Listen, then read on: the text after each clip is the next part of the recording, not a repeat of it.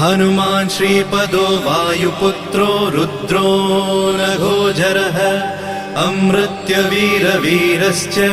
ग्रामवासो जनाश्रयः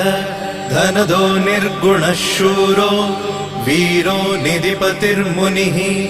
पिङ्गाक्षो वरदो वाग्मी सीताशोकविनाशकः शिवः शर्वत्परो व्यक्तो व्यक्तो धराधरः पिङ्गकेशः पिङ्गरोमा श्रुतिगम्यः सनातनः अनादिर्भगवान् देवो विश्वहेतुर्जनाश्रयः आरोग्यकर्ता विश्वेशो विश्वनाथो हरीश्वरः भर्गो रामो रामभक्तः कल्याणप्रकृतिस्थिरः